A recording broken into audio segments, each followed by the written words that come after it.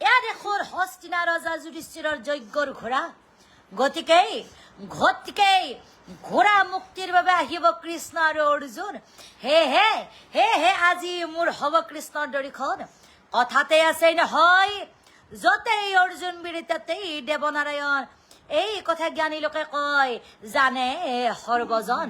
সৈন্যগণ আজি মোৰ খুব ভয়খন